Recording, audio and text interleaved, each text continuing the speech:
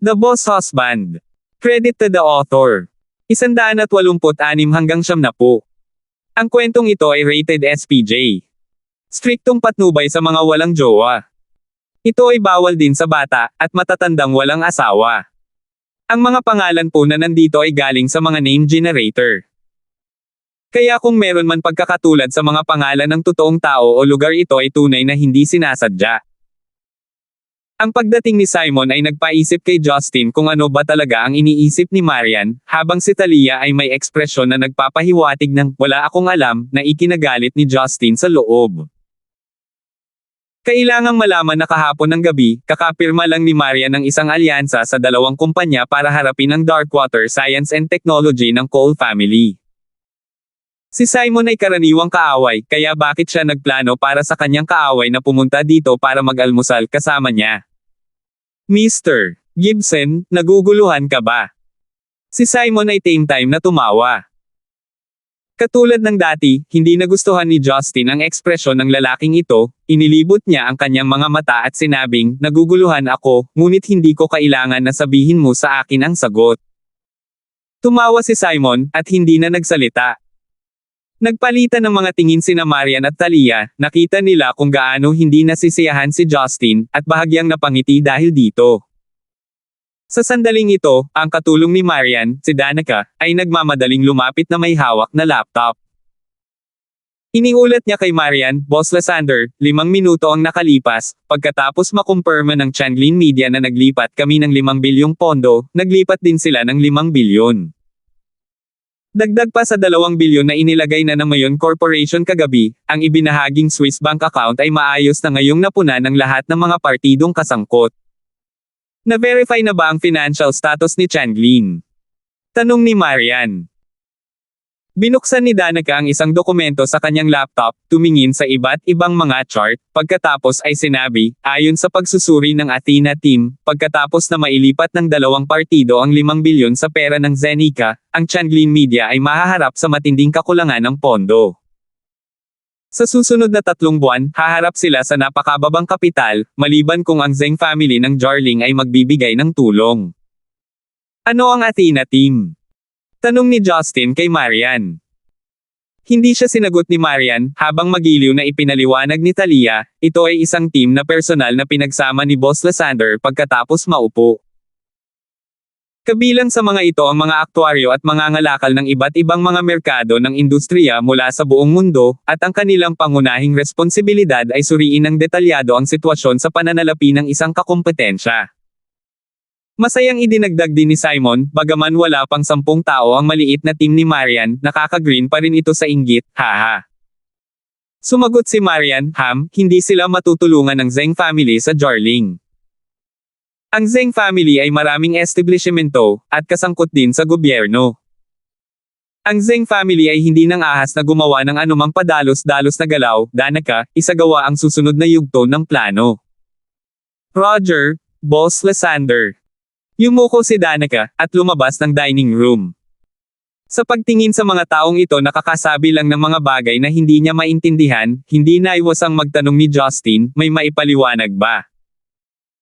Humigop si Marian sa kanyang orange juice, pagkatapos ay sinabi, bago ang pakikipagtulungang ito, 3 buwan na akong nagbenta ng 12 mga hindi mahalagang pabrika at ilang bahagi ng iba pang kumpanya, na nagkamal ng 8 bilyong pondo.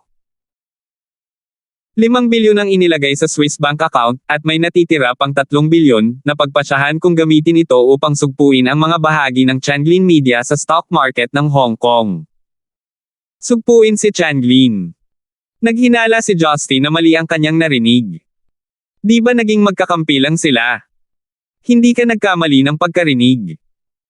Nagpatuloy si Talia sa pagpapaliwanag, ang aming kumpanya, si Yellow, ay nagplano na para sa lahat ng subsidiary na pahayagan at magasin sa ilalim namin at sa iba pang industriya na magsimulang magpakalat ng mga balita na makakasama sa Changlin. Sa ganitong paraan, ang mga share ng Changlin Media ay itatambak ng kanilang mga shareholder, habang bibilhin natin sila. Kapag nakaipon tayo ng sapat na bahagi, muli nating itatambak ang lahat ng ito pabalik sa mas mababang presyo, na magdudulot ng gulat sa lahat ng shareholder, na magiging sanhi ng kahit na ang mga shareholder na naging pasibo na itapon ang mayroon sila. Ang kailangan lang nating gawin ay paulit-ulit na bumili at magbenta. Sa isang sitwasyon kung saan walang sapat na reserbang pera si Changlin, wala silang ibang pagpipilian kundi hayaan ang kanilang mga bahagi na matalo sa isang pulpol sa amin. Wala pang isang araw, babagsak ang Changlin Media. Tip ni Master, naniniwala ako na sa pinansyal na termino, ang pagtatapon ng mga stock share ay nangangahulugan ng pagbebenta sa mga presyong mas mababa kaysa sa aktwal na halaga nito.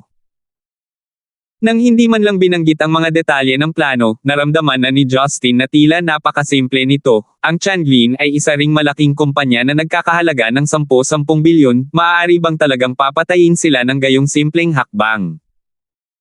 Ang desisyon ni Changlin na pumasok sa Stonegate ay isang pagkakamali sa simula pa lang.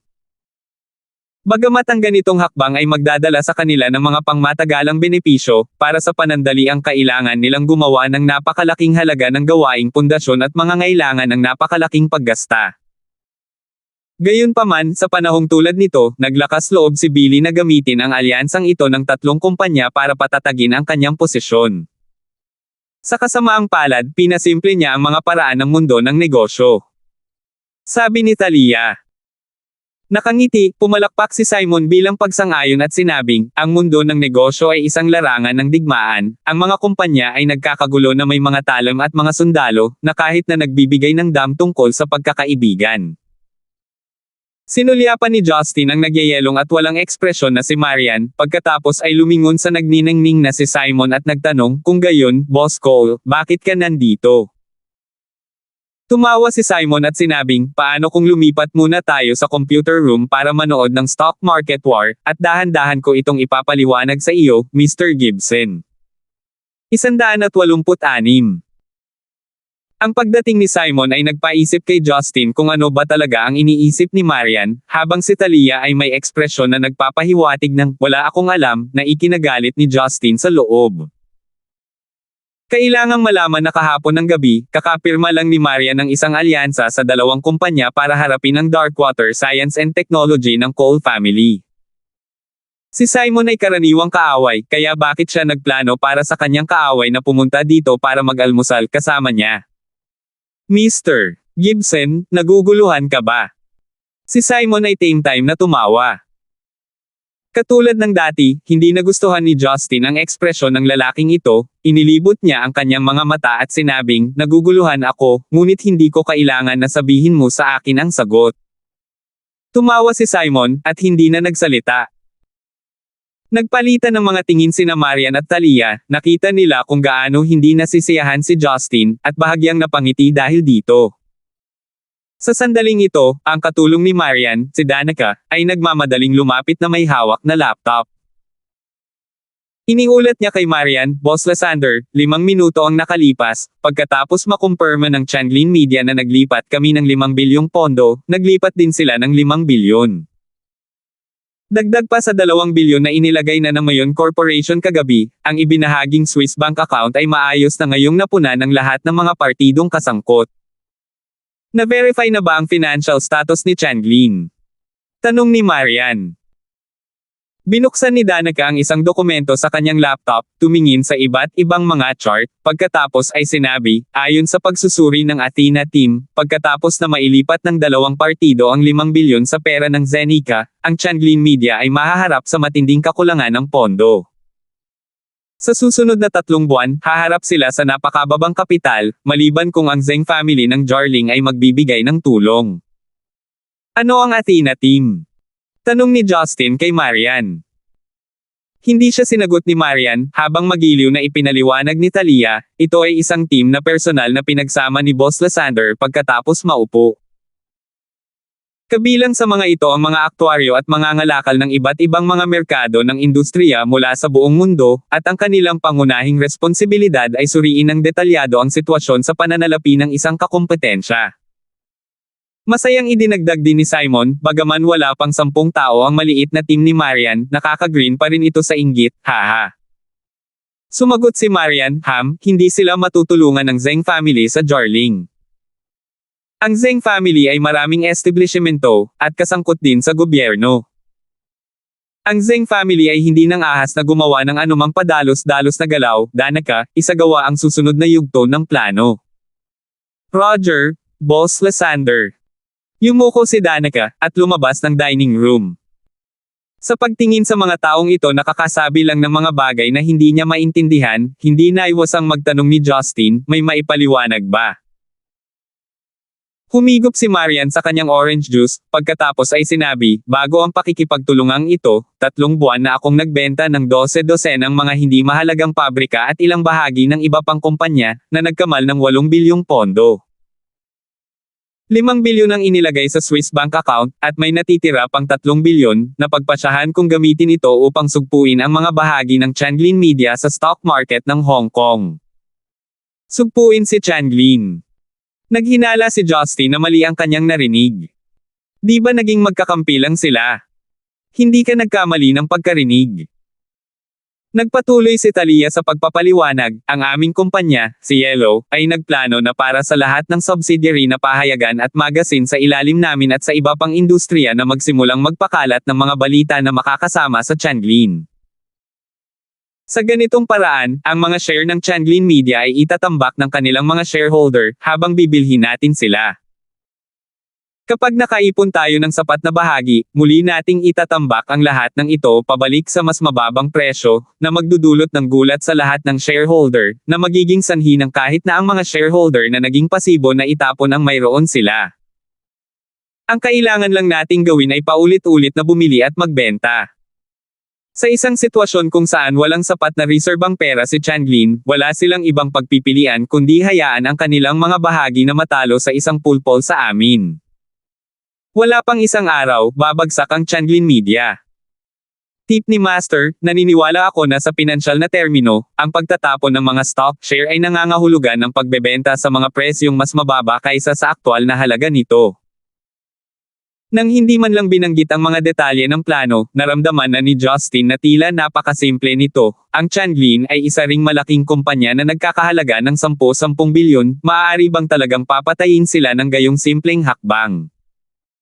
Ang desisyon ni Changlin na pumasok sa Stonegate ay isang pagkakamali sa simula pa lang.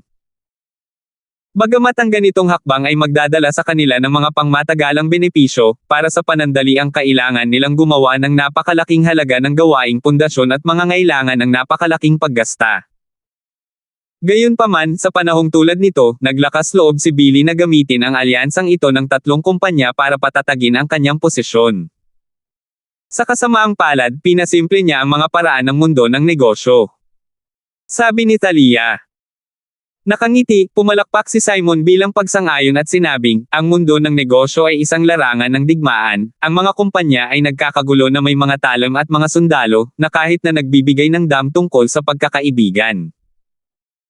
Sinulyapan ni Justin ang nagyayelong at walang ekspresyon na si Marian, pagkatapos ay lumingon sa nagniningning na si Simon at nagtanong, kung gayon, Boss Cole, bakit ka nandito?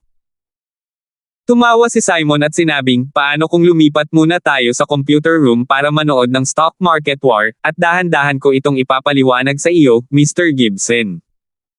187. Gaano man kalaki ang bagay, huwag mawala ang iyong kalmado. Sabi ni Billy na may malalim na boses. Huminga ng malalim si Travis upang piliting pakalmayan ang kanyang pag-iisip, at sinabing, nakatanggap lang ako ng mga ulat na sa Hong Kong, maraming dami ng ating share ang itinapon sa mababang presyo, na naging sanhi din ng mga individual na magsimulang magtapon ng mga ito. Sa ngayon, ang parehong mga tao na nagbebenta ng mga bahaging iyon kanina ay bumibili ng higit sa doble ng kung ano ang mayroon sila noon, kung ito ay magpapatuloy. Ang ekspresyon ni Billy ay naging kasing talas ng dulo ng kutsilyo. Kinuha niya ang isang telepono, at agad na tinawagan ang manager ng Departamento ng Pananalapi, si Marcos Brown. Si Marcos ay naging bahagi ng Changlin Media sa loob ng maraming taon, at naging isang kilalang trader ng stock sa buong mundo. Matagal na niyang hawak ang timing ng barkong pinangalanang shares ni Changlin Media. Tito Brown, ano ang status? Sinubukan ni Billy ang kanyang makakaya na magtanong ng mahinahon. Isang makapal at mahinang boses ang sumagot, Billy, masyadong malaki ang kakulangan sa pondo, inutusan ko na ang mga tao na bilhin ang mga share na ibinebenta, ngunit napakaliit ng puhunan upang pigilan ang mga ito. Kung magpapatuloy ito, babagsak tayo. Bumagsak. Ang balitang ito ay sapat na upang gumawa ng kamao si Billy sa kanyang kabilang kamay, kailangan niyang hikayatin na basagin ang telepono. Okay. Susubukan kong makalakom ng pera sa lalong madaling panahon. Sagot ni Billy. Pagkababa ng tawag, agad na inutusan ni Billy si Travis, agad na ipadala ang lahat ng mga subsidiary ng pera sa punong tanggapan, ang lahat ng paggasta ay pag-uusapan lamang pagkatapos ng krisis na ito. Oo boss. Alam ni Travis na hindi siya maaaring mag-aksaya ng anumang oras sa isang life and death moment na tulad nito, kaya agad siyang tumakbo palabas. Huminga ng malalim si Billy, at tumawag sa telepono. Nako, Kuya Zeng? Bihira ka lang tumawag, miss na kita. Isang malutong na boses ang narinig mula sa kabilang linya. Ang pagkarinig ng gayong mainit na mga salita ay nagpapahinga ng kaunti kay Billy. Chief Wang, talagang naiinis ako ngayon. Ngayong umaga, napakaraming media outlet ang nag-ulat ng negatibong balita sa amin ng Changlin Media.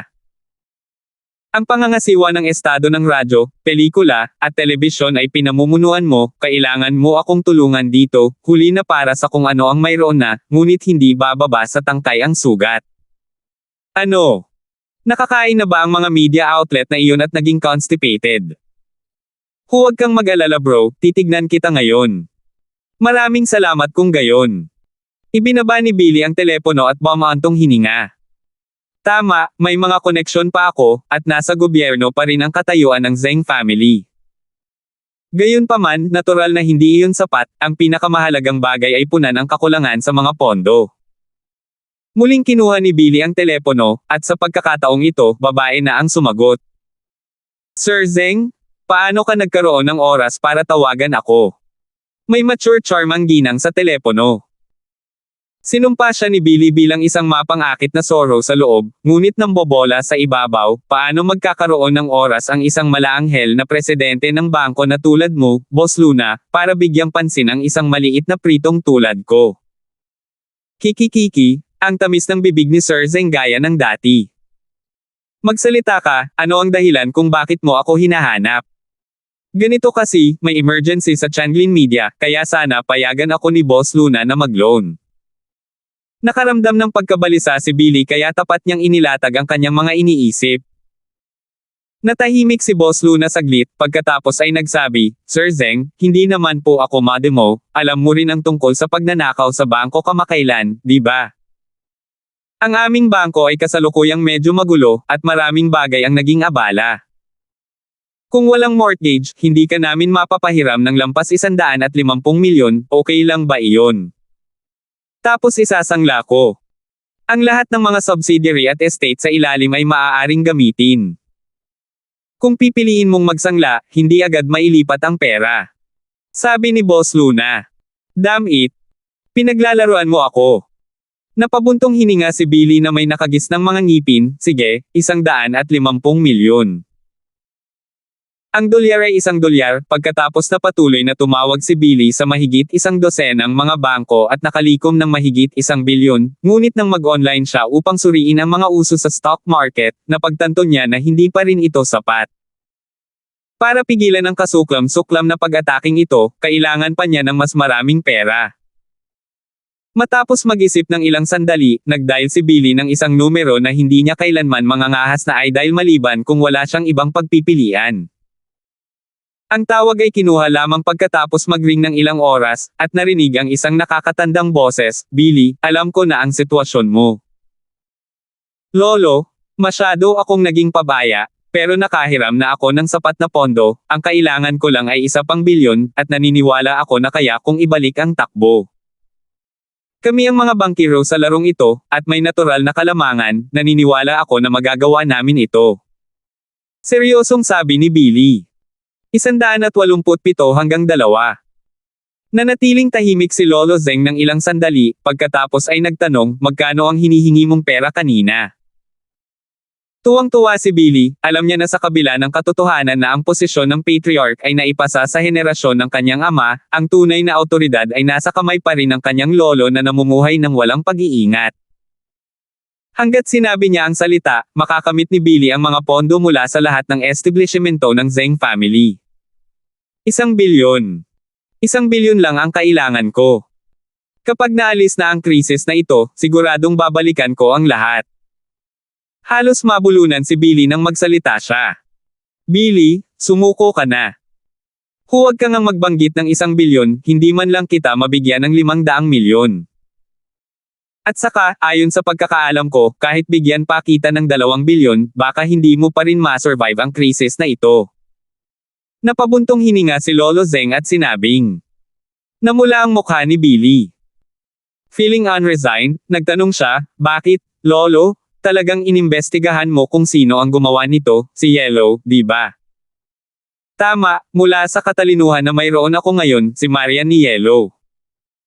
Kung gayon, dapat mong malinaw na malinaw sa katotohanan na si Yellow ay nag-invest din ng 1 buong 5 bilyon. Kahit gaano pa sila kay Oman, hindi sila makakapaglabas ng 5 bilyon ng sabay-sabay.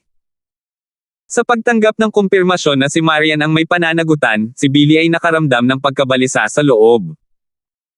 Tanong ni Lolo Zeng, paano kung idagdag natin ang Darkwater Science and Technology, add-on ng Simon ng Cole family? Ang balitang ito ay parang kulog at nanginig ang kamay ni Billy na nakahawak sa telepono. Simon. Si Simon, na pinagtutulungang labanan ng 3 kumpanya ay kaalyado ni Marian. Nawala ang lahat ng ulap sa isip ni Billy, ngunit sa parehong oras, naging mas ginaw at natakot siya kaysa dati. Ang babaeng ito.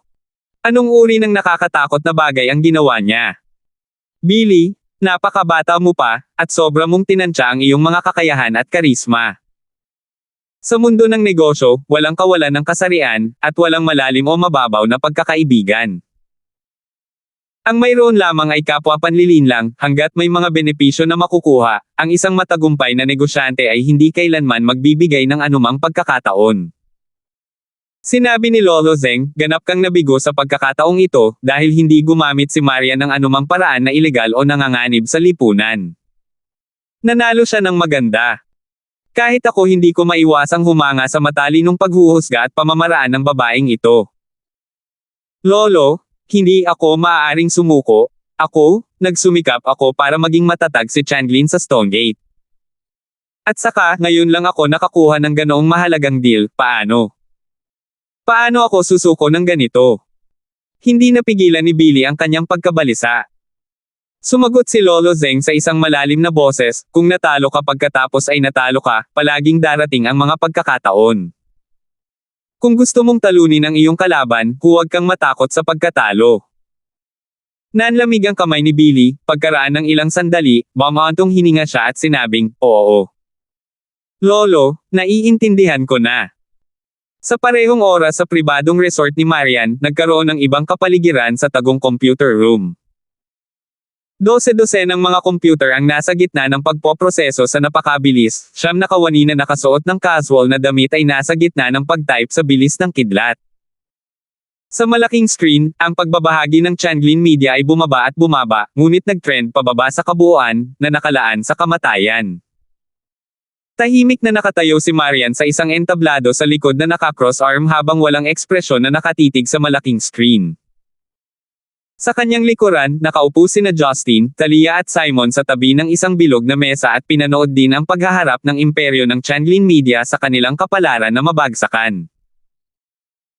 Umakyat si Danake sa entablado, itinaas ang kanyang salamin, at nagulat kay Marian, Boss Lysander, hindi na makakabili ang Changlin Media ng kanilang shares. Sa loob ng ilang oras, ang lahat ng investors ay titigil sa pagbili ng shares at patuloy na itatambak ang mga ito, at ang Changlin Media ay babagsak. Nakuha ko, hayaan ang Athena team na patuloy na bantayan ang sitwasyon. Kapag natapos na ito, dadalhin ko sila sa isang piging ng pagdiriwang. Nagsalita si Marian ng may malinaw na boses. Pinabagsak niya ang halos pantay na kalaban sa isang galaw, ngunit ang babaeng ito ay tila hindi natutuwa. Lumingon ang isang batang babaeng miyembro ng Athena team. Siya ay isang European redhead na may lollipop sa kanyang bibig, at nakangiting nagsasalita ng Chinese na may English accent. Boss, pinaghirapan namin ang trabahong ito, bigyan mo kami ng bakasyon please. Inihayag ni Marian ang isang bihirang nakikitang bahagyang ngiti, oo naman, bibigyan ko kayong lahat ng 1 buwan na pahinga kasama ang isang bonus sa bakasyon na tig 200,000 bawat isa. Ay oo. Purihin ang aking Diyosa. Maraming dayuhang miyembrong lalaki ang masayang nagpalakpakan. Si Justin na nanood ng eksenang ito ay nakasimangot, tinanong niya si Talia, ganito lang siya nagbibigay ng sahod. 200,000 lang, at least 3 million each ang sweldo at bonus ng mga miyembro ng Athena team. Sa tingin mo ba mura ang mga talento? Sabi ni Talia bago inilibot ang tingin sa kanya. Hindi nasisiyahang bumulong si Justin, bakit 100,000 lang ang kinikita ko sa isang taon? This isn't fair, talent din ako. Tumawa si Simon na umupo sa tabi nila, Mr. Gibson, ang paghingi ng sweldo sa sarili mong asawa ay hindi magandang bagay. Halatang nagseselos ka lang. Hindi na siya pinansin ni Justin pagkatapos noon, at sinabi kay Marian, asawa ko, mukhang hindi tama ang paghingi ng pera, maaari nating pag-usapan ng pribado ang pagtira sa iyo mamaya. Sabihin mo sa akin kung bakit nangyari ito. Matapos panoorin ang lahat ng oras na ito, naunawaan lamang ni Justin ang katotohanang bumagsak si Changlin, ngunit bilang isa sa mga taong responsable para sa alyansa sa pagitan ng tatlong kumpanya, hindi niya maisip kung bakit nangyari ito. 188. Hindi direktang sinagot ni Marian si Justin. Sa halip ay sinulyapan niya ang Vacherin Constantine na relo sa kanyang puting nyebeng palso at sinabing, malapit nang magsimula ang kapistahan ng pagdiriwang. Bagamat karamihan ay mga tauhan natin ang mga kalahok, hindi tayo dapat malate. Tara na. Hindi ka ba magpapaliwanag? Malungkot na tanong ni Justin. Ipapaliwanag ko sa iyo sa daan. Umalis ang apat sa maliit na resort. Nakaupo si Simon sa kotseng minamaneho ni Harry Ball, habang ang sasakyan sa likod ay tulad ng kahapon kung saan nagmaneho si Talia, habang si Marian at Justin ay nakaupo sa likuran. Binigyan ni Marian si Justin ng magaspang na pagsasalaysay tungkol sa nangyari, at sa wakas ay naunawaan ni Justin. Ang sapilitang pagpasok ng Changlin Media ay hindi favorable para sa Yellow International bilang isang negosyo. Higit pa rito, dahil sa kapangyarihan ng pamilya Zeng, walang duda na kung patuloy na lalawak si Changlin sa Stonegate, ito ay magbubunga ng kapahamakan para sa kanila. Sa makatuwid, mula nang bumisita si Billy kay Marian sa unang pagkakataon bilang kanyang senior at pinalaki ang pakikipagtulungan kay Yellow at ngayon para sa isang malaking proyekto, naisip na ni Marian na samantalahin ang pagkakataong ito para itaboy ang Changlin Media sa Stonegate. Nang magsimulang mabuo ang plano, nagsimulang magtipon si Marian ng mga pondo mula sa kumpanya at mula sa mga pautang, at naghanda ng mas maraming pondo kaysa sa kinakailangan sa kontrata. Ang paggamit ng stock market para talunin si Changlin ay isang bagay na naisip niya sa simula pa lang, ngunit ang lahat ay kailangang panatilihing ganap na sekreto, kaya hindi lang si Justin ang hindi nakakaalam, maging si Talia ay itinago sa dilim hanggang 2 araw na ang nakalipas. Ang kalalabasan ng planong ito ay hindi makakaapekto sa pakikipagtulungan kina Changlin at Mayon. Ibig sabihin, kahit ibinaba nila ang Changlin Media dahil sa profit sharing ng bagong produkto, makakatanggap pa rin si Changlin ng malaking halaga ng kita. Gayunpaman, ang pagsisikap na lampasan si Yellow gamit iyon ay isa lamang panaginip. Ang pinakamalaking salik ay ang 65% tubo na nakipag-ayos ni Justin na ikinagulat ni Marian. Ito ay halos isang tulong na nag-iwan kay Marian na walang pag-aalinlangan sa pagsisimula ng plano na putulin ang Changlin. Para naman kay Simon, sa simula pa lang ay nagsabuatan na sila. Sa isang kontrata na pinirmahan niya ng pribado kay Marian, naglabas sila ng pondo para sa pakikitungo kay Changlin ng magkasama. Ang pamilya Cole ay hindi magdaranas ng anumang pagkalugi. Sa kabaligtaran, magkakaroon sila ng isang mas kaunting kalaban na nagtataglay ng mga koneksyon sa gobyerno sa labanan ng bagong produkto, kaya masayang nakibahagi si Simon. Ngunit syempre, nagtakda rin si Yellow ng kondisyon na kapag napunta sa merkado ang bagong produkto ng Darkwater Science and Technology, gagamitin nila ang malakas na network ng pagbebenta ni Yellow. Ito ay isang kadahilanan sa market chain na kulang sa Cole family, kaya ito ay isang kondisyon na talagang kapaki-pakinabang para kay Simon. Tumingin si Justin kay Marian na may kakaibang ekspresyon, na sold out mo lang iyong senior mo ng ganoon lang. Ginagawa ko lang ang dapat. Kumunat ang noo ni Marian dahil hindi niya gusto ang mga salitang sold out. Akala ko inisip mo siya ng may malaking kahalagahan, kaya lumalabas na niloko mo siya na parang nakakaawa siyang tanga. Medyo nasiyahan si Justin sa loob. Tumingin si Marian sa bintana, at sinabing, siya ang senior ko, ngunit walang kinalaman iyon sa bagay na ito. Pero hindi mo naman kailangang lokohin din ako, diba? Bakit sa pinakadulo ko lang nalaman? Medyo nadismaya si Justin. Si Talia na nakaupo sa harap ay tumingin sa galit na ekspresyon ni Justin mula sa rearview mirror, kaya tumawa siya at sumagot, kung hindi niya ito mate at togo sa iyo, paano niya ito mate at togo sa iba? Tumango si Marian bilang pagsang-ayon. Hindi nakaimik si Justin, na pagtanto niyang kailangan niyang tingnan ang kanyang asawa, hindi niya ito dapat husgahan sa malamig at tahimik na mukha nito na walang reaksyon. Ito ay tiyak na dahil siya ay sa ganitong paraan na walang sino man ang makakaintindi kung ano ang nasa isip niya. Itong scamming skill ay nasa level of perfect na, dahil hindi na niya kailangang pagtakpan ang mga kasinungalingan niya, wala itong pinagkaiba kung nagsinungaling siya o hindi. Sa wakas ay naunawaan ni Justin kung ano ang ibig sabihin ni Talia kahapon nang sabihin niyang si Marian ay may katutubong kalamangan. Gayunpaman, pagkatapos itong pag-isipang mabuti ni Justin, napagtanto niya na parang may hindi tama. Nakakunot ang noo niyang tinanong, dahil napag-usapan na ninyo noon si Simon, bakit pa niya kami pinahabol sa Hong Kong? Lumingon si Marian sa kanya, at humihingi ng paumanhin, humihingi ako ng paumanhin sa bagay na iyon, nabanggit lang ni Simon ang pagbibigay ng ilang sagabal upang gawing mas determinado si Billy sa pakikipagtulungan.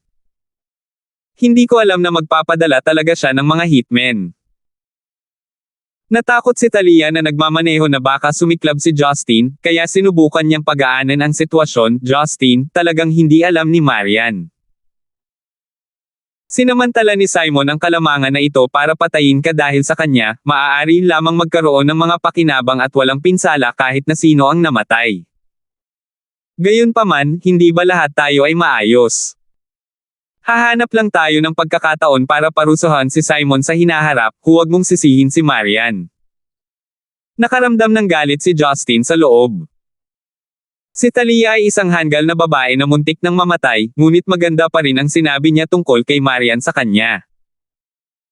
With a slight smile, he said, I don't really mind, my life is not so fragile.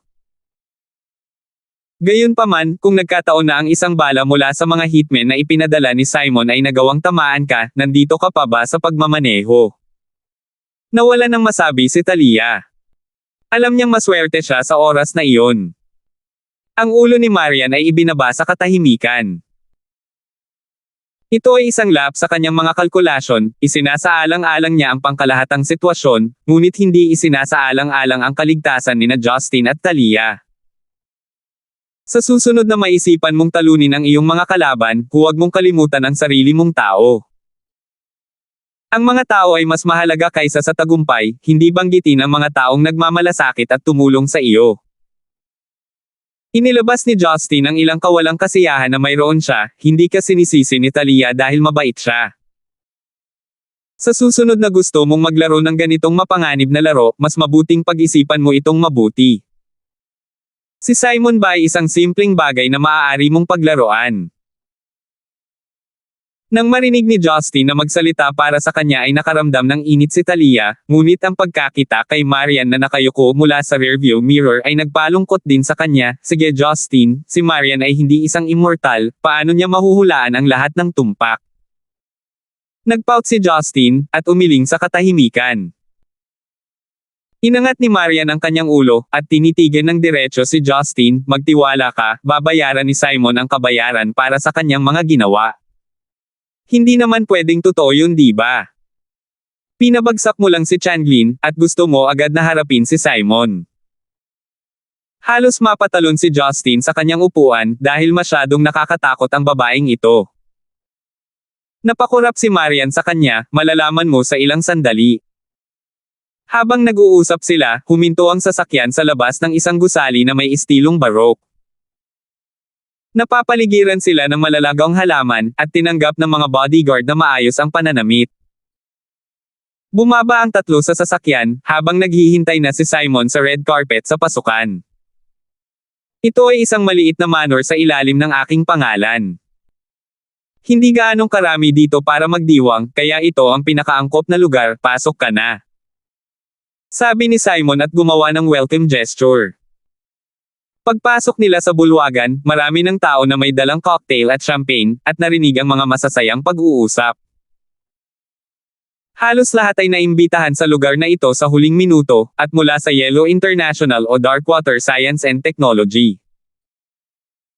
May kagalakan sa mukha ng lahat, ito man ay dahil sa kumikitang kontrata, o pagkatalo sa Changlin Media na pilit na pumasok sa Stonegate. Sa magkabilang panig, mayroong isang dahilan na karapat-dapat sa isang pagdiriwang. Nang makitang pumasok sina Marian at Simon, nagpalakpakan ang eksena. Malamang, nakatanggap na sila ng balita tungkol sa nangyari sa stock market ng Hong Kong. Bago magsara ang market, siguradong babagsak si Changlin. Nakipag-chat sina Marian at Talia sa mga executive ng Darkwater Science and Technology, kaya walang magawa si Justin.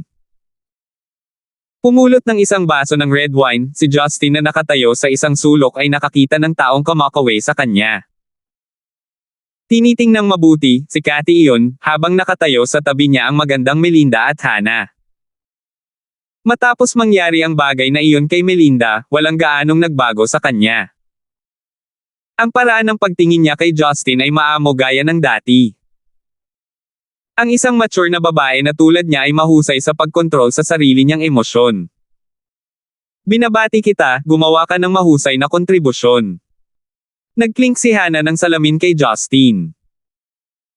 Ngumiti si Justin at sinabing, hindi mo ako kailangang kulitin, nalaman ko lang ang buong kwento kanina, at maaari lamang ituring na hindi alam na nag-ambag. Si Melinda ay uminom ng amber-colored na likido at sinabing, ang plano ng CEO sa pagkakataong ito ay sadyang napakakakit-akit, pagkatapos pumirma ng isang nakakatakot na kontrata, agad niyang pinunit ang Changlin Media. Tumango sina Cathy at Hannah bilang pagsang-ayon, ang kanilang pagsamba kay Marian ay maliwanag na umabot sa bagong taas. Pagkatapos makipag-chat sa tatlong babae, biglang sumimangot si Melinda at itinuro ang pasukan, tingnan mo dyan, hindi ba't iyon ang boss Zeng ng Changlin Media? Nilinggan ni Justin ang kanyang ulo para tingnan, at sigurado, si Billy iyon. Siya ay dumating na mag-isa na nakataas ang kanyang ulo at ang kanyang poster ay patayo, at pumasok sa banquet hall na may malamig na ngiti. Sandaling tumahimik ang buong lugar, at ang tingin ng lahat ay lumipat patungo sa mga pangunahing bituin dito. Tahimik na naglakad si Justin papunta sa entrance habang umiinom ng kanyang alak. Gusto niyang makita kung para saan ang pinunta ni Billy dito, ngunit sa nakikita niya, mukhang nasa mabuting kalagayan si Billy. Si Boss Lysander, Boss Cole, ako, si Billy ay dumating nang walang imbitasyon. Sana hindi ko pinasam ang good mood mo. Inabot ni Billy ang kanyang kamay sa dalawa habang nakadistansya. Umiling si Marian, at mahinahong nakipagkamay sa kanya, habang nakangiting tinanggap siya ni Simon na parang matalik silang magkaibigan. May oras din si Boss Zeng na pumunta dito para uminom. Tanong ni Simon. Mapait na ngumiti si Billy at sinabing, wag na ang inumin, ang napakagandang hakbang na ginawa ninyong dalawa ay nagdulot sa akin ng matinding pagkabalisa. Gayunpaman, bilang isang paraan ng paggalang sa inyong dalawa at upang umayon sa aking estilo ng pagtanggap ng pagkatalo, nagpasya akong pumunta dito upang batiin ka. Sa susunod na 10 taon, inaakala kong hindi makakapaghawak ng kandila si Changlin laban sa iyong dalawang kumpanya. Hindi na kailangan ng 10 taon, 8 lang. Malamig na sinabi ni Marian, ang Changlin ay makakatanggap pa rin ng isang pagbawas sa mga kita, at mabilis na lalago. Kumaway si Billy sa kanya, Marian, dito na lang kita tatawagan.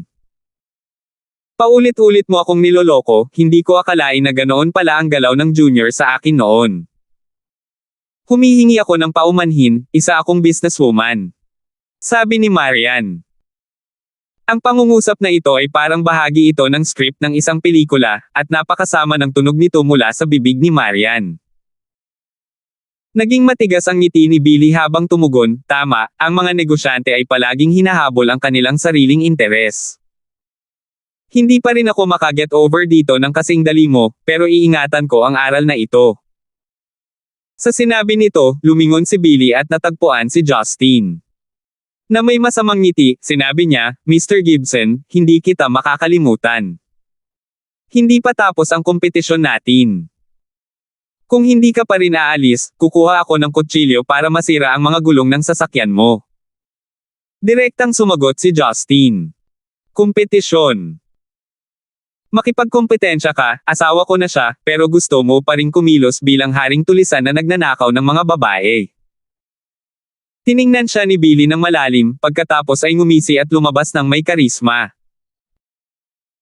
Nang makalabas ang masungit na figurang iyon sa harap ng pinto ay napalingon si Simon kay Marian, siya ay isang mahusay na kalaban, nakakalungkot na wala siyang karanasan sa mundo ng negosyo. Marian, sigurado ka ba na gusto mong hayaan siyang kumuha ng bahagi ng mga kita sa bagong produkto? Iyan ay literal na nag-aanyaya ng gulo sa pamamagitan ng pag-aalaga ng tigre. Hindi nakakatakot ang mga tigre, ayos lang basta may halimaw na tamer. Walang pakialam na sumagot si Marian, magtatrabaho ako alinsunod sa kontrata. Tumango si Simon bilang pag-unawa, mukhang malapit ng magkasakitan ng ating mga kumpanya kapag napunta sa merkado ang bagong produkto. Umiling si Marian, hindi kami, tiyak na unang tatama sa mga merkado ang aming produkto, at magiging mas mabilis kaysa sa iyo. Iyan ay hindi tiyak. Alam ko na si Mayon Corporation ay may Professor Gerban, ngunit ang ating Darkwater ay may Professor Green, at sila ay pantay-pantay na mga eksperto. Kumpiyansang sinabi ni Simon. Lumingon si Marian at sarkastikong nagtanong, mula sa susunod na linggo, aalis na si Professor Green sa iyong laboratorio at magsasaliksik kasama si Professor Gerban sa Hong Kong, sino sa tingin mo ang magiging mas mabilis? 189. Nang ihayag ni Marian ang pasabog na balitang ito, lahat ay natigilan. Maliwanag, walang sino man ang umasa na ang sitwasyon ay uunlad sa direksyong ito. Namutla ang ekspresyon ni Simon, pinilit niyang ngumiti, Marian, huwag kang magbiro ng ganito, ako ang boss ng Green Laboratory. Kung gusto ni Professor Green na umalis, tiyak na ipaalam niya sa akin ng maaga. Hindi na niya kailangang ipaalam iyon sa iyo, dahil personal mo nang pinirmahan si Professor Green na umalis sa iyong research facility at sumali sa Muyans. Kung hindi ka naniniwala sa akin, maaari kang magpatuloy at magtanong kay Professor Green, naniniwala ako na dapat ay nakita na niya ang dokumento ng pagpapaalis na iyong pinirmahan ngayon. Sabi ni Marian. Imposible yan. Hindi pa ako pumirma ng ganoong bagay. Bahagyang nagtaas ng boses si Simon. Nakatanggap siya ng telepono mula kay Harry Ball, at tumawag. Nang kumonekta ang tawag, narinig ang Mandarin na may American accent, Mr. Cole. Nagulat ako na tatawagan mo talaga ako sa oras na ganito. Nang marinig ang bahagyang sarkastikong tono ni Professor Green, naramdaman ni Simon ang lamig sa kanyang likuran. Na may matigas na ngiti, tinanong niya, Profesor, ano ang ibig mong sabihin, may nagawa ba akong mali? Wala kang ginawang mali, ang trabaho ko ang dahilan kung bakit hindi ka nasisiyahan, at nakonsensya ako dito. Dahil napagpasyahan mong tanggalin ako sa pasilidad ng pananaliksik, tatanggapin ko ang aking kaklase, ang imbitasyon ni Professor Gerban, at makikipagtulungan ako sa kanya sa Mayon Corporation. Ano? Professor, kailan ko pa sinabi na gusto kitang tanggalin? Halos sumisigaw si Simon. Medyo nagulat si Green, isang babae mula sa iyong kumpanya ang nag-abot sa akin ng dokumento. Malinaw na nakasulat doon na ang research facility ay ibibigay sa aking assistant, Goals. Kailangan kong umalis sa katapusan ng susunod na linggo, at makikilala ko ang iyong pirma. Sa totoo lang, medyo nadismaya ako, pagkatapos ng lahat, nakatulong ako sa iyo na itayo ang pasilidad ng pananaliksik na ito sa lahat ng mga taon na ito. Dahil hindi mo na ako kailangan, pinili kong umalis ng tahimik, pero laking pasasalamat ko na handa ka pa ring tawagan ako sa ganitong oras. What the hell? Ano ang nangyayari sa lupa? Pinipigilan ni Simon ang kanyang emosyon, at nagmamadaling sinabi, "Propesor, makinig ka sa akin, ito ay isang pagsasabuatan. Hindi ko kailanman nais na paalisan ka mula sa pasilidad ng pananaliksik. Paumanhin, Ginoong Cole. Hindi ko alam kung bakit bigla mo na lang nasabi, pero personal kung na-verify na pinirmahan mo ito, at nakapag-book na ako ng air ticket papuntang Hong Kong, kung saan hinihintay ako ng kasama kong propesor. Pakiramdam ko ito ay isang magandang pagtatapos. Naging mabuti sa akin ang Boss Lee ng Mayon Corporation, at dinala na niya ang aking pamilya sa Hong Kong. I've decided na magtatrabaho ako para sa kanya. Kung ipipilit mo ang iyong nakalilitong pahayag, ang masasabi ko lang ay paumanhin, Ginoong Cole. Tulad ng isa sa iyong mga kasabihan sa Zen Icon, natapos na ang aming nakatakdang pagkakaugnay. Paalam, Ginoong Cole. Sinabi ni Green ang kanyang piraso at pinutol ang tawag. Dinurog ni Simon ang custom-made na telepono sa lupa, at nagkapira-piraso ito. Bakit? Gusto kong malaman kung bakit. Nagsimulang mamula ang mga mata ni Simon. Kaharap man niya ang babaeng kanina pa niya hinahabol ay nasa punto siya na hirap magpigil ng galit. Si Marian ay ganap na hindi nabigla sa kanya, ang nangyari ay napakasimple, binigyan kita ng isang dokumento para sa pagpapaalis kay Professor Green, at masaya kang pinirmahan ito, kaya nangyari ito. Hindi mo pa ako binigyan ng ganoong dokumento. Siguradong pinik mo ito. Sabi ni Simon sa mahinang boses. Hindi mo ba talaga? Pag-isipan mong mabuti. Ibinuko ni Marian ang kanyang mga labi sa isang bahagyang ngiti. Si Simon ay nagsimulang mag-isip tungkol dito, pagkatapos ay naalala niya ang araw na iyon kung saan bigla siyang binisita ni Marian, at binanggit sa kanya ang tungkol sa pakikipagtulungan upang talunin ang Changlin Media na kakapasok lang sa Stonegate. Itinaas ni Simon ang nanginginig na daliri at itinutok ito kay Marian, ito ang salansan ng mga kontrata. Noong araw na iyon, nang iminungkahi ni Marian na samantalahin ang alyansa kina Mayon at Changlin upang harapin ang isang nakamamatay na dagok kay Changlin, si Simon ay lubos na pabor dito. Napakalinaw niya na bilang CEO ni Yellow, tiyak na hindi gusto ni Marian ang isang makapangyarihang kumpanya tulad ng Changlin Media na nasa parehong industriya na nag-ugat dito, kaya normal lang na gusto niyang talunin ang Changlin Media. Sinabi rin ni Marian na kahit na si Billy ang kanyang senior, sa panahong tulad nito kailangan niyang isaalang-alang ang malaking larawan, at isaalang-alang ang mga empleyadong nasa ilalim niya. Matapos marinig iyon, natural na hindi magkakaroon ng anumang hinala si Simon. Dagdag pa, gusto rin niyang sugpuin ang Changlin Media. Gusto niyang sipin ang makapangyarihang establishmento ng Zheng family sa Stonegate bago pa sila mag-ugat. Sa makatuwid, tinanggap niya ang mungkahi ni Marian na magsanib puwersa at pabagsakin si Changlin. Gayunpaman, natakot si Marian na si Simon ay tumalikod sa deal na ito at walang gagawin kapag nagsimula ang stock market war, kaya kumuha siya ng isang stack ng mga kontrata na 12-dosenang pahina ang haba, at pinapirma si Simon sa mga ito upang ang lihim na partnership ay mailagay sa bato. Sa sitwasyong iyon, nakikita kung paano nag-iingat at tuso si Marian tungkol sa planong ito, hindi ito inisip ni Simon. Casual niyang binuklat ang ilang pahina, saka maingat na pinirmahan ang mga papel. Hindi niya inaasahan na sa loob ng stack na iyon, may isang page na may dagdag na nilalaman. Tiningnan ni Simon si Marian katulad ng ginawa ni Billy. Inisip nila siya bilang isang batang babae na may malamig na karakter na may mga kakayahan, ngunit naisip na tiyak na hindi siya ang uri na gumamit ng mga makamandag na pukana. Sa makatuwid, pareho silang hindi naglagay ng sapat na bantay laban kay Marian. Minamaliit ni Billy ang malamig na bahagi ni Marian, habang minamaliit ni Simon ang tuso at hindi kapani-pani walang kakayahan sa pag-arte ni Marian. Hindi niya inaasahan na ang babaeng ito na laging poker face, na hindi sumasali sa anumang social event ay gagawa ng napakasamang pamamaraan na papatayin ang 2 ibon sa isang bato. Ang mas masakit kay Simon ay ang pukana ni Marian ay isang sugal na wala siyang paraan para matalo. Si Marian ay sumugal na hindi siya mag-iingat sa kanya, at basta-basta niyang pipirmahan ang kontrata nang hindi tinitingnan ito ng maayos. Higit pa rito, kahit na napagtanto niya na may mali sa kontrata, si Marian ay hindi makakaranas ng anumang pagkalugi. Sa pinakamasamang kaso, kailangan lang niyang manirahan para sa mas mababang kita sa dalawang kumpanya, at ang direksyon ng digmaan sa kabuuan ay hindi magbabago. Sa huli, ang kanyang katangahan ang tunay na nagbigay daan kay Marian na manalo sa kanyang sugal. 189 hanggang 2. Mahigpit na hinawakan ni Simon ang kanyang baso ng alak hanggang sa nabasag ito. Marian, itong galaw mo ay talagang makamandag.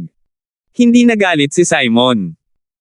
Matapos itong pag-isipang mabuti, tumingin lang siya kay Marian na may malungkot na ngiti. Bumantong hininga si Marian, hindi ako mahilig gumawa ng mga ganoong bagay, ngunit tulad ng kanina, masasabi ko lang sa iyo na sorry, negosyante ako. Well said. Ikaw ay isang negosyante, ako ay isang negosyante, ang mga tagumpay at pagkatalo ay karaniwan sa negosyo. Umiling si Simon na may mapait na ngiti, sa sobrang tagal at pagiging malamig, nagawa mong makalimutan namin na isa kang negosyante. Kami ay masyadong pabaya, at sa huli ay natanggap namin ang nakamamatay na strike mula sa iyo. Binabati kita, tila sa susunod na 10 taon, si Yellow ang magiging ganap na leader sa merkado para sa bagong produktong ito. Salamat, kung wala nang iba, aalis na kami. Casual na inilagay ni Marian ang baso ng alak sa isang mesa, pagkatapos ay malayang naglakad patungo sa labasan na parang walang nangyari. Nakita ng mga executive ni Yellow na umalis na ang kanilang CEO, habang ang mga tao ng Darkwater Science and Technology ay nagsimulang magalit sa kanila, kaya sinundan din nila si Marian palabas ng banquet hall. Tulad ng dati, sinundan ni Justin sina Marian at Talia sa kotse. Sa sasakyan, hindi nagsalita ang tatlo. Si Talia ang nagmaneho, si Marian ay nakatitig sa tanawin sa labas, habang si Justin ay nagmuni-muni sa maraming biglaang pagbabago na nangyari sa araw na ito. Sa isang araw, ilang beses na siyang ginulat ni Marian, na paulit-ulit na nagwawala sa kanyang impresyon sa kanya. Nakita ni Justin ang pagiging mapagpasyahan ng babaeng ito na pumatay at ang kanyang malamig na mga pukana. Ang kanyang malamig na mukha na hindi kailangang pekain ang naging pinakamabisang kasanayan niya sa pag-arte, na ginamit niya upang lokohin ang mga mahuhusay na intelektual na kapantay tulad ni Billy at Simon. Walang sino man ang mag-aakala na si Yellow na isang kalahok lamang sa bagong produktong ito ay umunlad sa pagiging pinakamalaking kumikita nito. Habang nakakuha ng 65% ng mga kita, tinalo nila ang Changlin Media sa isang kanal, at ginawang tumanggap at napakalaking pag-urong ang Darkwater Science and Technology.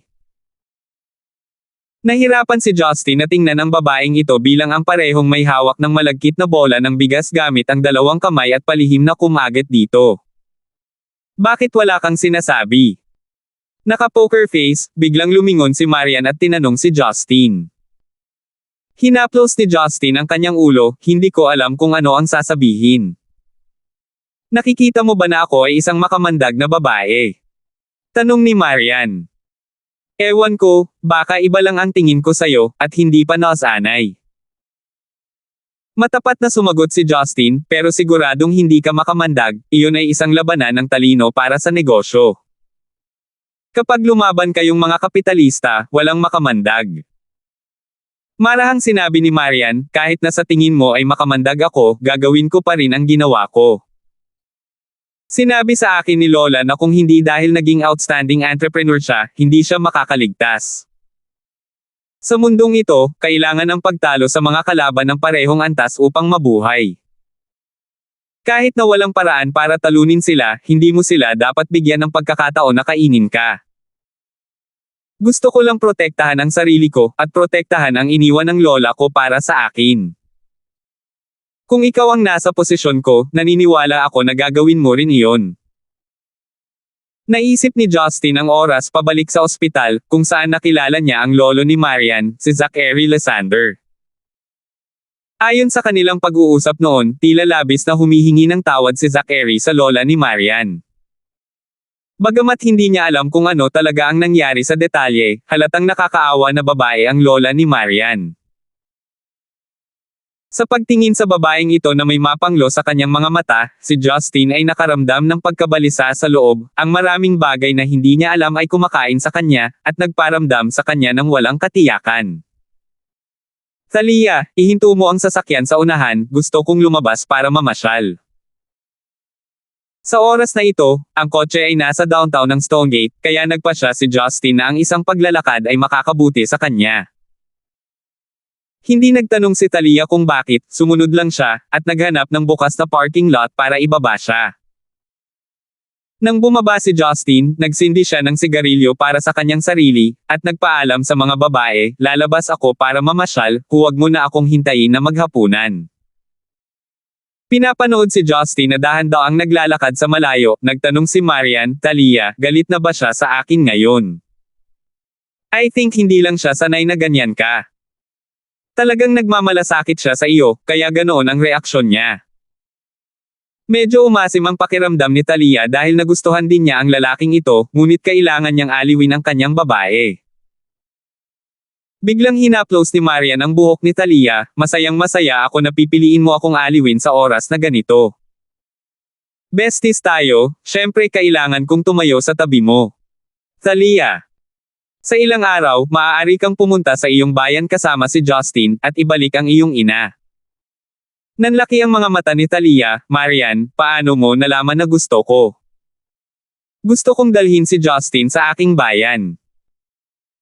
Napamura si Marian habang sinabing, huwag kang mag-alala, kahit na may puka na ako laban sa iba, tiyak na hindi ko gagawin iyon sa iyo. Si Auntie ang nagsabi sa akin na makikita mo siya kasama ang iyong kasintahan. Nanay ko. Tinakpin ni Thalia ang kanyang bibig sa gulat. Siya ay labis na nag-aalala kung anong uri ng tao ang iyong kasintahan, habang ang tanging taong makontak niya tungkol sa iyo ay ako. Sabi ni Marian. Agad na nagsimulang magpanik si Thalia, dahil ang kanyang ginagawa ay halos isang pag-amin, ang kanyang mga pisngi ay parang uminit. Kung gayon. Marian, paano mo inilarawan si Justin? Ang puso ni Thalia ay tumibok at tumibok ng mabilis. Pakiramdam niya ay nakakahiyang magtanong, ngunit hindi niya mapigilan. 109 na po. Hindi agad sinagot ni Marian ang tanong ni Thalia. Matapos manahimik ng ilang sandali, umiling si Marian, hindi ko alam. Hindi mo alam. Tama na. Noong araw na tinanong ako ni Auntie, pinag-isipan ko iyon ng matagal, pero hindi ko alam kung paano i-describe si Justin, kaya hahayaan ko si Auntie na makita mismo. Maraming ideya ang pumasok sa isipan ni Thalia, I guess so, actually, hindi ko rin alam kung paano siya i-describe. Ganyan talaga ang pagkagusto sa isang tao, hindi mo alam kung ano ang merit ng isang tao, kahit na maaari mong matukoy ang mga pagkukulang na mayroon ang tao. Gayunpaman, hindi mo maaaring dalhin ang iyong sarili na talagang galit sa mga pagkakamaling iyon, at palaging pakiramdam na kung binago ng taong iyon ang mga pagkakamaling iyon, magiging kakaiba ito. Ngunit kung ang taong iyon ay hindi magbabago, magdudulot siya ng pagkabalisa sa iba. Nakakainis lahat. Tumingin si Marian kay Thalia na malalim na nag-iisip na may ngiti na hindi ngiti, Thalia, mukhang napakalalim ng pagkakaintindi mo rito. Biglang napagtanto ni Thalia kung sino ang kanyang kausap patungkol kay Justin, at ang kanyang mukha ay namula na parang sesabog, ako. Ako ay casual lang na binibigkas, Marian ang ibig mong sabihin, bakit ka nakatingin sa akin ng ganyan? Ako. Hindi ako yung tipong nangungulila mo ng mga bro. Tsaka hindi naman ganon kagwapo yung lalaking yun, mas mabuti pang ipaubaya mo na lang siya sayo. Sasakit ang ulo mo. Pagkasabi noon, tumalikod si Thalia at nagkunwaring nakatutok sa pagmamaneho, at nagmaneho patungo sa kumpanya. Lumingon si Marian sa direksyon na iniwan ni Justin, at mahinang bumaantong hininga. Hindi nag-improve ang mood ni Justin mula nang manigarilyo siya habang naglalakad mag-isa, nakaramdam pa rin siya ng kirot. Pagtingin-tingin sa paligid, hindi niya sinasadya na napadpad siya sa sikat na shopping district ng Stonegate. May mga hilera at hanay ng malalaking signboard at nakakabinging musika, lahat upang akitin ang mga customer ay pumasok para gumastos ng pera sa kanilang mga tindahan at restaurant. Sa gitna ng kalye ay isang lugar na puno ng mga berdeng halaman, at sa tabi ng mga ito ay may madilim na pulang mesa at upuan na gawa sa kahoy para sa mga pedestrian na makapagpahinga. Si Justin ay hindi interesadong bumili ng kahit ano, at nagplanong umupo upang ayusin ang kanyang mga iniisip. Gayunpaman, nang siya ay uupo na sa isang pulang stool, isang maliit at cute na figure ang sumulpot. Tito. Nakasuot ng dilaw na tank top, puting jacket, at wash-ripped jeans, ang dalagang ito ay mukhang isang napakasarap na maliit na manika. Tumalon siya sa yakap ni Justin, at ikinawit ang kanyang mga braso sa leeg ni Justin. Siya ay halos nakabitin sa katawan ni Justin. Nang makita ang magandang mukha na matagal na niyang hindi nakikita ng ganito kalapit, hindi napigilan ni Justin na kumurap ng ilang beses, nag-alinlangan siya sa kanyang sariling paningin, Didi. Didi nodded with the both emotions of anger and joy. Releasing her fair arms, she cutely drummed on Justin's chest with her little hands. How mean. Uncle, you're so heartless, you haven't called me out to play for so long. If I hadn't I bumped into you today, do you plan on never contacting me again in this lifetime? What are you talking about? Aren't you studying hard for your finals? I figured that you're busy, so I didn't disturb you from your studies, it's for your own good. Said Justin. Excuses. Didi stuck her tongue out, those are just excuses. Do you hate me? Hold me in contempt? And no longer consider me a friend. Justin forced a smile. This brat had begun spouting gibberish. Can you not overthink things? I was just busy with my own matters, and knowing how strict your mother is with you, I didn't contact you. Besides, I'm not all that great. On what basis could I hold you in contempt? But you can't stop meeting me for such a long time still, Didi resentfully spoke like a hurt little flower.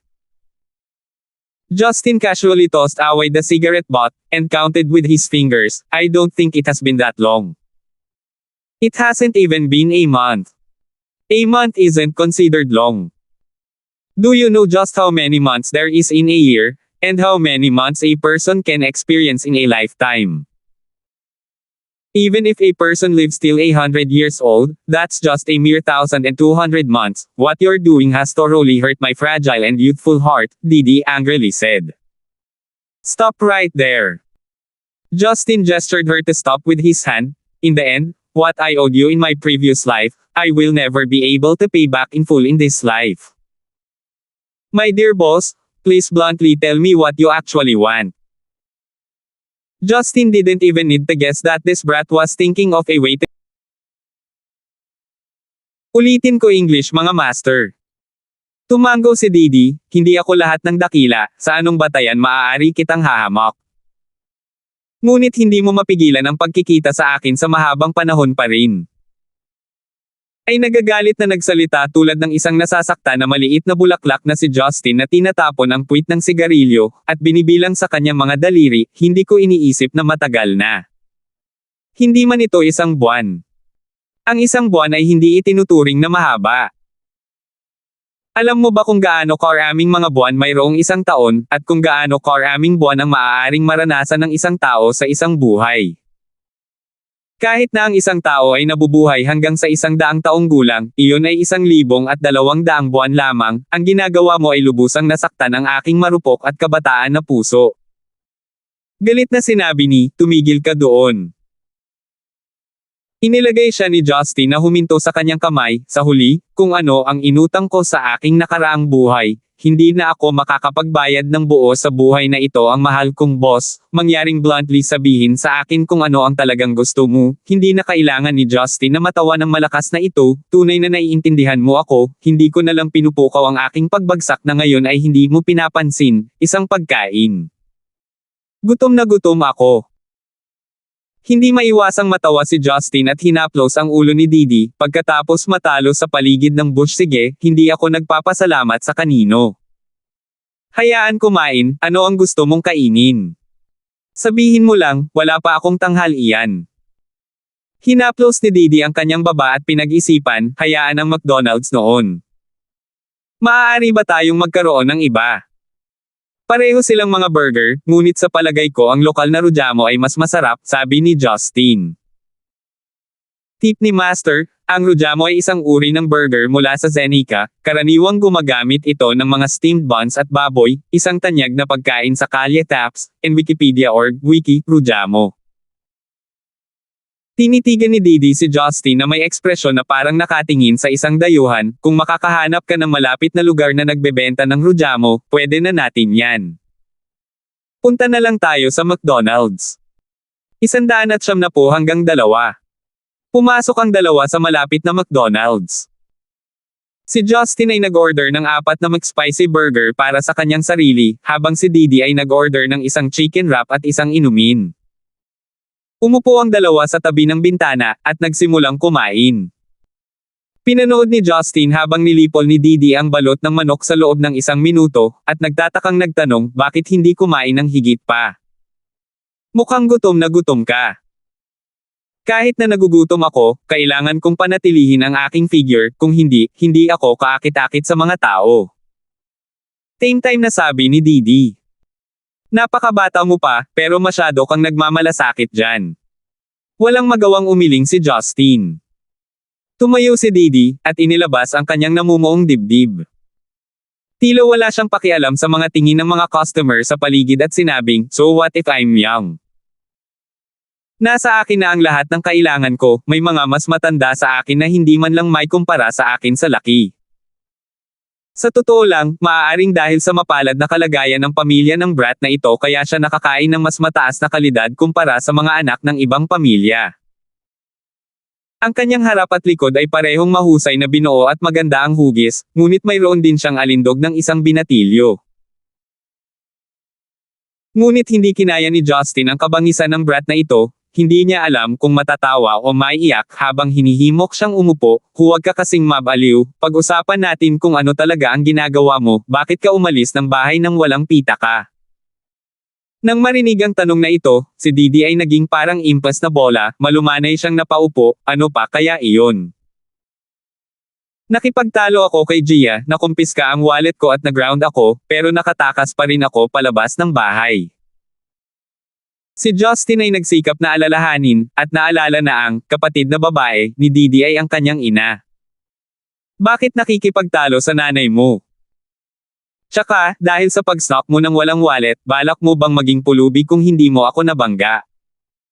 Sabi ni Justin na nakakunot ang noo. Nagpout si Didi, ano ang dapat ikatakot? Ang babaeng ito ay pinanganak na maganda, matatakot ba ako na walang mayaman na magsusugar sa akin? Anong drivel ang pinagsasabi mo? Hindi napigilan ni Justin ang paghampas ng mesa, napakabata mo pa, nagbubuga ka pa ng kalokohan. Alam mo ba ang ibig sabihin ng pagiging sugared? Kung marinig ito ng ibang tao, alam mo ba kung ano ang ipapalagay nila sa iyo? Ang mga ganyang salita ba ay basta-basta na lang bigkasan? Ibinaba ni Didi ang kanyang ulo sa nakakaawang paraan, huwag kang magalit, tiyo. Nagsasalita lang ako nang walang iniisip, masama lang ang loob ko. Nang makitang iiyak na ang dalaga, hindi pinili ni Justin na ipagpatuloy ang pagtugtog sa paksang iyon, sabihin mo sa akin, bakit ka nakipagtalo sa iyong ina? Ayoko sabihin. Kinurot ni Didi ang kanyang damit at bamulong. Mahusay, pagkatapos ng mahabang pakikipag-chat, nagtatanong ako tungkol sa pinakabuod ng issue, ngunit ang brat na ito ay tumangging sabihin ito. Tinapos ni Justin ang kanyang huling burger sa inis. Nang malapit na siyang maglabas ng sigarilyo, napagtanto niyang tila bawal manigarilyo ang lugar na ito. Habang minumura kung gaano kahigpit ang Western fast food restaurant na ito, nalilito siya kung paano itutuloy ang usapan. Ang brat na ito ay tila tumakas sa bahay, at nakipagtalo sa kanyang pamilya.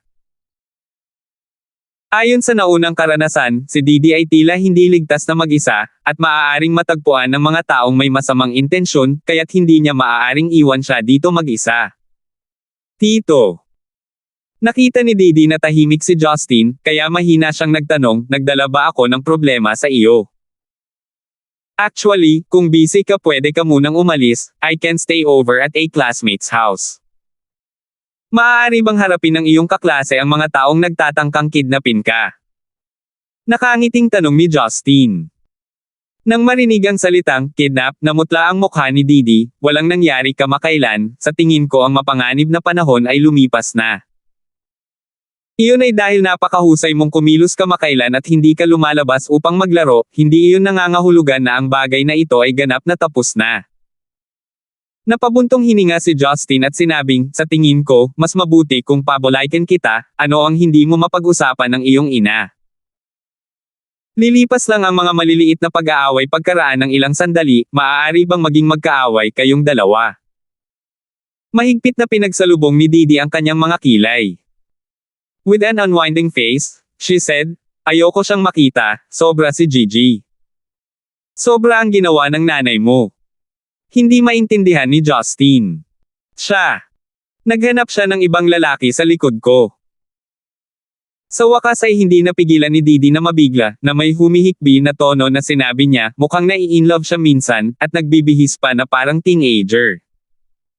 Kagabi, tinanong niya ako kung gusto ko kung mahanap niya ako ng isang tatay. Paano mo siya sinagot? Sinabi ko na maliban kung ito ang aking biological na ama, matatag akong tatanggi. Galit na sinabi ni Didi, higit 20 taon na siyang hinabol ng tatay ko, at hindi siya pumayag. Paano niya natrato ang aking ama ng walang puso at nakipagkasundo sa ibang lalaki? Sa wakas ay naintindihan ni Justin, at nakangiting nagtanong, ibig sabihin ay hindi mo nakita ang iyong ina na may kasamang ibang lalaki. Hindi ko nga nakita iyon, pero kailangan ko pa ba?